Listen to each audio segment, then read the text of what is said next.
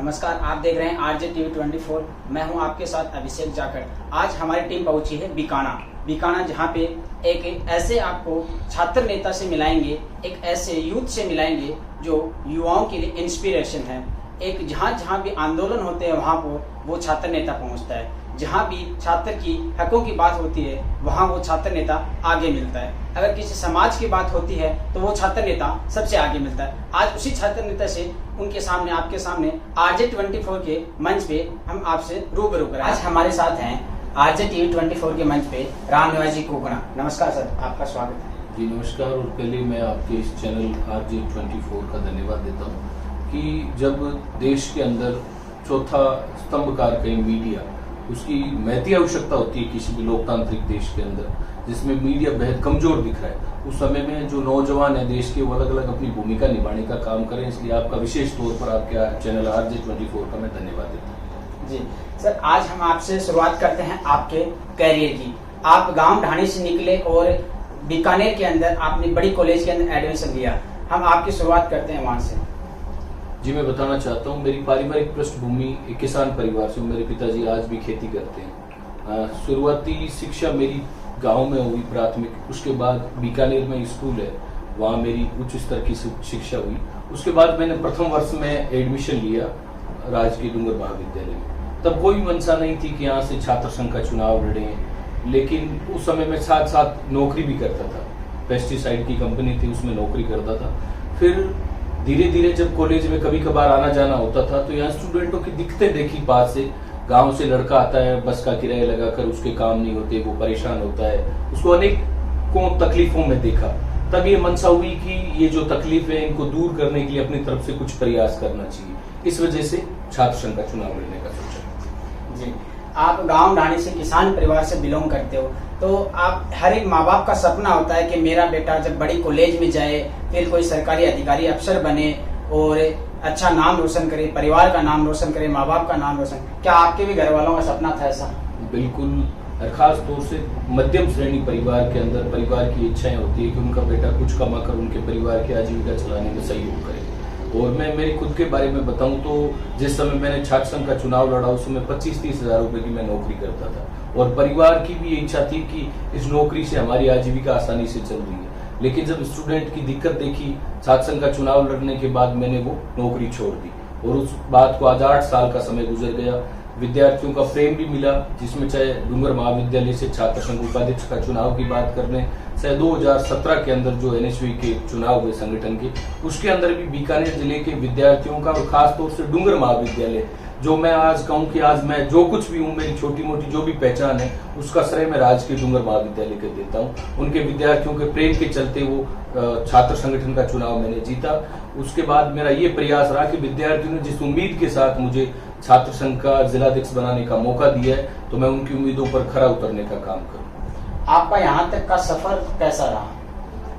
बेहद संघर्ष भरा, सीखने को भी मिलता है, और खास तौर से नौजवानों के अंदर धैर्य बहुत कम देखने को मिल रहा है। आज की जो पीढ़ी है उसके अंदर धैर्य की धीरे धीरे कमी होती जा रही है। मैंने ये सीखा है कि इंसान के जीवन के अंदर बुरा समय भी आता है, लेकिन बुरे समय के अंदर जो धैर्य बना के रखे, शांति से चले, सीखने की जिसके अंदर लालसा हो, सीखने की जिसके अंदर जिज्ञासा हो, निश्चित तौर पर वो सफल होता है। जी, जैसे यूथ होता है उसमें क्या है कि मतलब जुनून होता है, संघर्ष होता है कि मतलब मैं पहले ये करूं वो करूं, मतलब एक यूथ होता है उसमें मतलब जोश रहता है, खून उबाल मारता है।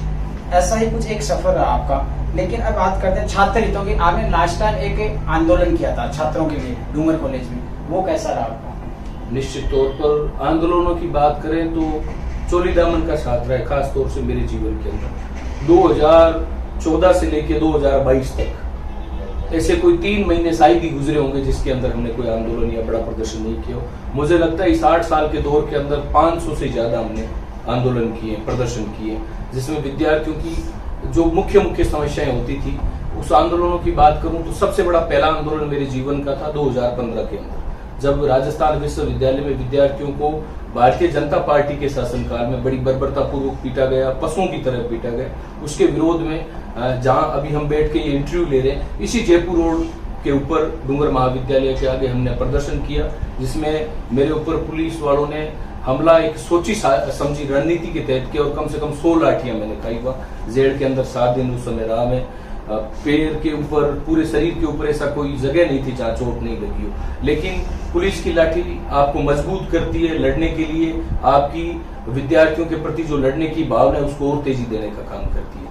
जी, अक्सर हम देखते भी हैं और सुनते भी हैं कि जब ये छात्र नेता वो संघर्ष से भरा निकलता है तो उसको पुलिस की लाठियां और डंडे जरूर खाने पड़ते हैं। क्या ये हकीकत में ऐसा ही होता है क्या? ये कोई जरूरी नहीं है, लेकिन जब आपकी आवाज को दबाने के लिए एक षड्यंत्र किया जाए लाठीचार्ज के माध्यम से, या प्रशासन की ये सोच हो कि इस आंदोलन को कुचलने के लिए हम प्रयास करें, उस समय अगर आप लीडिंग रोल में, अगर आप नेतृत्व कर रहे हो उस आंदोलन का, आपकी जिम्मेवारी होती है कि आपके साथियों के ऊपर लाठी पड़ने से पहले वो लाठी आपके ऊपर से होकर गुजरे, ताकि उनका मनोबल भी नहीं टूटे। मैंने आंदोलन देखे हैं प्रदेश के अंदर, जब आंदोलन करने वाले नेतृत्वकारी आंदोलन छोड़ के भाग जाते हैं, लेकिन आज तक मैं खुद को बड़ा गौरवान्वित महसूस करता हूं और विद्यार्थियों को प्रेम का ही परिणाम है कि आज 8 साल का समय गुजर गया, लेकिन किसी भी लाठी चार्ज में मेरा एक पैर पीछे नहीं गया। आज तक लाठी का मुकाबला हमने सामने बढ़ के किया है और उसी का परिणाम है कि विद्यार्थियों को प्रेम पिछले 8 सालों में कम नहीं हुआ। आप ग्राफ देखेंगे तो निरंतर बढ़ता जा रहा है। जी, बीकाना की जब बात आती है तो डूंगर कॉलेज में सबसे आगे रामनिवास कोकना का ही नाम आता है। तो इसके पीछे की मतलब क्या है, अन्य छात्र संगठन क्यों दिखाई नहीं देते हैं इसके? उसका कारण ये हो सकता है उनके मन के अंदर जो हमारी भावना है उस भावना से वो थोड़ी परे हो, क्योंकि हमने विद्यार्थियों की भावनाएं, उनकी तकलीफें समझने का काम किया है। हमने खुद वो चीजें भोगी है, इसलिए हम समझते हैं कि एक विद्यार्थी जो गांव से किराया लगा कर आता है, उसके बाद में उसकी कक्षा का संचालन नहीं होता तो वो बड़ी तकलीफ में रहता है। एक विद्यार्थी जब महाविद्यालय के अंदर फॉर्म जमा करवाने के लिए आता है, उसका फॉर्म जमा नहीं हो पाता तो वो बड़ी तकलीफ में घर जाता है किराया लगाकर। जिसके पिताजी खेत में काम कर रहे हैं, खास तौर से डूंगर महाविद्यालय के अंदर अभी वर्तमान विद्यार्थियों की संख्या की बात करें तो संभवित 12,000 विद्यार्थी होंगे, उसमें से 70% विद्यार्थी ग्रामीण अंचल के और 50% ऐसे विद्यार्थी होंगे जिनका परिवार बेहद ही मध्यम है, उनके परिवार की स्थितियां उच्च स्तर की शिक्षा दिलाने की नहीं है, लेकिन वो खेतों में काम कर रहे हैं, कईयों के पिताजी मेहनत मजदूरी करने का काम कर रहे हैं। उन बच्चों को जब वो पढ़ाने के लिए महाविद्यालय भेजते हैं और उनका समय पे कार्य नहीं हो पाता, उनकी कक्षाओं का संचालन नहीं हो पाता, उन विद्यार्थियों को तकलीफ में देखते हैं तब दर्द होता है। और हमने आज तक 8 सालों के अंदर इसी संकल्प के साथ, इसी प्रण के साथ काम किया है कि एक एक विद्यार्थी को अपने परिवार का हिस्सा मानकर, उनकी तकलीफ को अपनी तकलीफ मानकर हम काम करेंगे। और उसी का परिणाम है कि आप पिछले 7-8 सालों से देख रहे हैं विद्यार्थियों का जो प्रेम है वो निरंतर बढ़ता जा रहा है। जी, आप छात्र हितों की बात करते हो हमेशा से। पिछले 2 साल का जो समय रहा है वो कोरोना का रहा है, बहुत ही भयानक रहा है। उस सफर में भी आपने सबसे आगे बीकाना के अंदर आप बीकानेर में दिखे, तो वो सफर कैसा था 2 साल का? निश्चित तौर पर बड़ा ही भयानक। हमने 56 अकाल के बारे में सुना था, किताबों में भी पढ़ा है, लेकिन ऐसा बुरा दौर जिसकी हमने पूरे विश्व जगत में भी मुझे लगता है कल्पना नहीं की, जब सब लोग घरों तक सीमित हो गए, उस संकट के दौर के अंदर हमारी जिम्मेवारियां और ज्यादा बढ़ जाती है। अगर आप छात्र संगठनों की बात करें तो मुझे लगता है एनएसयू को छोड़कर अन्य जितने भी छात्र संगठन है प्रदेश के अंदर, देश के अंदर, वो सब घरों में जाके बैठ के अपनी जान बचाने के लिए। लेकिन जो हमारे छात्र संगठन की विचारधारा है, जिस संगठन ने हमें ये सिखाया है कि संकट के दौर के अंदर आपके कंधों पर जिम्मेवारियां और ज्यादा बढ़ जाती है। आपने देखा कोई भूखा नहीं सोए, इसके लिए हमने प्रयास किए। जो जरूरतमंद लोग हैं उनको सैनिटाइजर, मास्क वितरण करने का भी काम किया। खास तौर से कोविड के समय के अंदर विद्यार्थी सबसे ज्यादा चिंतित था। बीकानेर की बात करें तो यहाँ महाराजा गंगा सिंह विश्वविद्यालय, जिसमें 4-4.25 लाख विद्यार्थी पढ़ते हैं, तो इस संकट के दौर के अंदर हमारी जिम्मेवारियां और ज्यादा बढ़ जाती है कि उन विद्यार्थियों को जो मानसिक तनाव था, विद्यार्थियों की जो मानसिक चिंता थी, उनसे उनको मुक्त करने का काम करें। प्रदेश के अंदर कांग्रेस पार्टी की सरकार है, हमारी विचारधारा की सरकार है, उसके बावजूद हमने डूंगर महाविद्यालय के अंदर धरना दिया। हमने सबसे पहले प्रदेश के अंदर प्रदर्शन करके ये मांग की कि विद्यार्थियों को प्रमोट किया जाए। और आप देख रहे होंगे पिछले 2 सालों के अंदर सबसे ज्यादा कोई संगठन अगर आपको दिखा विद्यार्थियों के लिए लड़ते हुए तो एनएसयू एकमात्र ऐसा छात्र संगठन था। अभी भी आप देखेंगे कि तो कोरोना से हमें पूर्ण मुक्ति नहीं मिली है, इसलिए प्रदेश के कई विश्वविद्यालयों ने घोषणा कर दी कि उनका सिलेबस कम होगा, परीक्षाओं का जो समय है वो 3 घंटे से कटौती करके 1.5 घंटे कर दिया जाएगा। लेकिन बीकानेर के अंदर आप देखेंगे, बीकानेर संभाग के अंदर तो किसी ने भी मांग नहीं की। हमने वहां जाके धरना दिया, प्रदर्शन किया कुलपति सचिवालय पर। हमने मांग की कि विद्यार्थी मानसिक तनाव में तत्काल प्रभाव से कुलपति घोषणा करे कि परीक्षा का समय तो होगा 1.5 घंटे और सिलेबस है वो 50% किया जाए। और उसी का परिणाम है, आपने देखा होगा, हमने धरना दिया और आदेश जारी होने के बाद ही धरना स्थगित करके विद्यार्थियों की मानसिक चिंता को दूर करने का काम किया। जी, आप छात्र नेता हो, छात्र राजनीति से निकले हुए नेता हो, तो आप छात्रों के लिए क्या मोटिवेशन और इंस्पिरेशन देना चाहोगे? मैं आपकी RJ24 के माध्यम से जितने भी विद्यार्थी मित्र, नौजवान साथी मेरी बात सुनते हैं, उन सबसे मैं आग्रह करना चाहता हूं कि हम अधिकांश लोग मध्यम श्रेणी के परिवारों से, अपने परिवार की जिम्मेवारियों को आप समझने का काम करें। आपके पिताजी, आपके गार्जियन, आपके महानुभाव आपको जो पढ़ाई कराने का काम कर रहे हैं, वो बड़ी मुश्किल परिस्थितियों के बाद में करवाने का काम कर रहे हैं। इसलिए उन मजबूरियों को, उन जिम्मेवारियों को समझने का काम करें। आप देखेंगे पूरे देश के अंदर जिस तेजी के साथ नशा बढ़ रहा है, जिस तेजी के साथ अपराध बढ़ रहा है, हमें नशे से, अपराध से दूर रहना है, गलत संगति से दूर रहना है और मन के अंदर इस चीज को हर समय रखना है कि मेरे पिताजी आज भी खेती में काम करने का काम कर रहे हैं, मेरे पिताजी मजदूरी करने का काम कर रहे हैं। अगर ये तकलीफ, ये दर्द, ये पीड़ा आपके मन में हर समय रही तो दुनिया की कोई ताकत आपको जो इस लक्ष्य की ओर आप बढ़ रहे हैं, उस लक्ष्य से बढ़ने की ओर आपको रोक नहीं सकती। मेरा तमाम नौजवान साथियों से पुनः आपके माध्यम से मैं निवेदन करना चाहता हूं कि अपने परिवार की तकलीफ को हमेशा मन में रख के एकाग्रता से, पूरे ध्यान से अपने पढ़ाई की ओर आप अपना ध्यान दें। चाहे किसी भी फील्ड के अंदर आप काम करें, चाहे स्पोर्ट्स के माध्यम से हो, चाहे पॉलिटिक्स के अंदर हो, चाहे एजुकेशन हो, दुनिया की कोई भी ताकत आपको अपने लक्ष्य तक पहुंचने से नहीं रोक सकती। अगर आपकी नीयत साफ हो, अगर आपकी जिज्ञासा हो उस काम को करने की, तो निश्चित तौर पर आप सफल होंगे। नौजवान साथियों से मेरा यही आग्रह है। जी, आपका छात्र राजनीति के बाद में बात कर रहे हैं हम, एक आपने पंचायती राज में सबसे बड़ा चुनाव होता है, आपने पंचायती राज चुनाव में गांव ढाणी के अंदर आप पहुंचे और पंचायती राज का इलेक्शन भी लड़ा, जो सरपंच चुनाव, तो उसमें आपकी क्या भूमिका रही और कैसा योगदान रहा आपका? मेरे हिसाब से नौजवानों की लीडरशिप करने का मौका तो नौजवानों ने दिया। उसके बाद ये मेरी सोच थी कि जो बुजुर्ग लोग हैं, जो गांव की जो स्थितियां हैं, उनको सुधारने का भी प्रयास किया जाए। पंचायती राज चुनाव के अंदर एक धारणा रहती है, आप सब लोग जानते हैं, जितने भी लोग देख रहे हैं सब लोग जानते हैं कि एक धारणा रहती है कि पंचायती राज का चुनाव पैसों का चुनाव है, जिसके अंदर खुलेआम नशे का सामान बेचा जाता है। ये तमाम लोग जानते हैं। मैंने इस परिपाटी को बदलने का प्रयास किया। आप देखेंगे पंचायती राज के उस चुनाव के अंदर जो भी मेरे प्रतिद्वंदी रहे, उनके लाखों रुपए लगे, 50-50 लाख रुपए।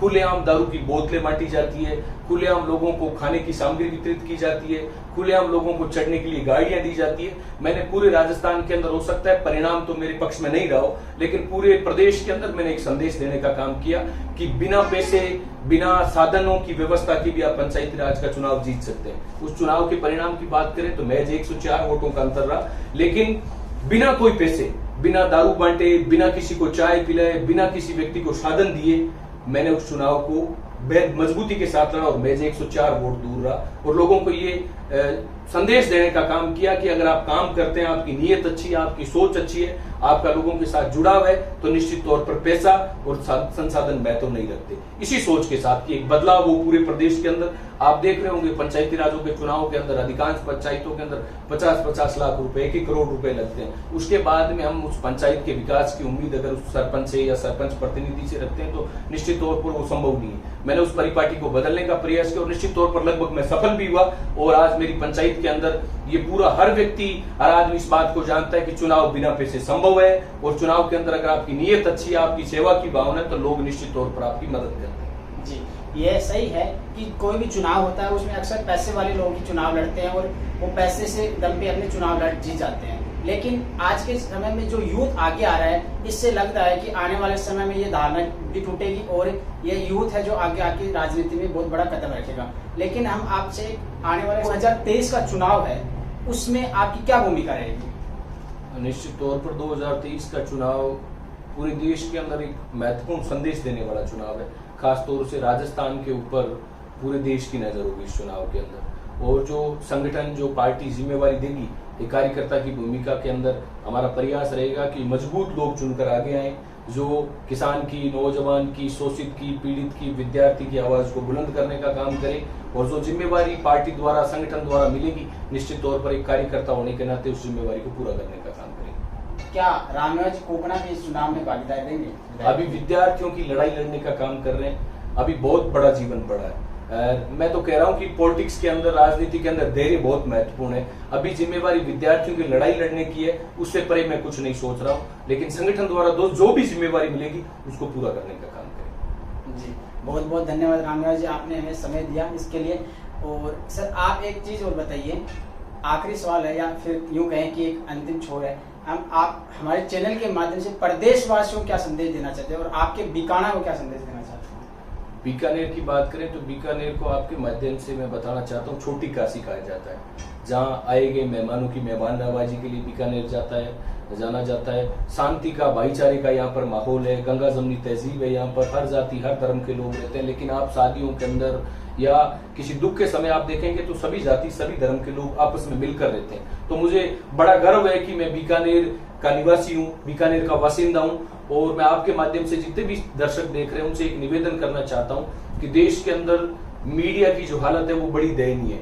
और इस संघर्ष के दौर के अंदर जो छोटे पोर्टल हैं, जो लोग एक आम आदमी की आवाज को बुलंद करने का काम कर रहे हैं, जो आम मुद्दे हैं उन मुद्दों को राष्ट्रीय स्तर पर मजबूती देने का काम कर रहे हैं, ऐसे लोगों की मदद करें, ऐसे लोगों को आगे बढ़ाने का काम करें। हमें बड़े चैनलों से दूरी बनानी पड़ेगी, क्योंकि एक आदत सी बना दी है उन चैनलों ने। महज पूरी तरीके से प्री प्लान इंटरव्यू हुआ करते हैं, वहां पर महंगाई के खिलाफ शब्द नहीं बोला जाता है। जब देश के अंदर बेरोजगारी का आलम हो तो बेरोजगारी के खिलाफ एक शब्द नहीं बोला जाता है। इसलिए नौजवानों को जो हिम्मत कर रहे हैं, नौजवान जो लड़ना चाहते हैं, नौजवान जो आम आदमी की आवाज को बुलंद करना चाहते हैं, ऐसे लोगों का सहयोग करें। निश्चित तौर पर भगत सिंह ने एक बात कही थी, ये कोई जरूरी नहीं है कि आजादी की लड़ाई के अंदर आपका महत्वपूर्ण योगदान था, लेकिन जब भी देश का लोकतंत्र खतरे में हो, देश का संविधान खतरे में हो, उस समय के अंदर आपसे जो बन पड़ता है, आप जो कर सकते हैं, ये कोई जरूरी नहीं है कि सड़क के ऊपर उतर के संघर्ष करना ही सब कुछ माना जाता है। अगर आप घर पर बैठकर भी जायज बात के लिए अपनी आवाज बुलंद करते हैं तो निश्चित तौर पर आप सच्चे देशभक्त हैं।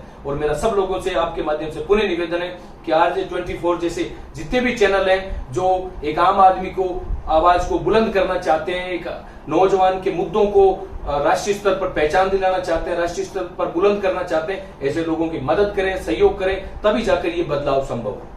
जी बहुत बहुत धन्यवाद सर आपका।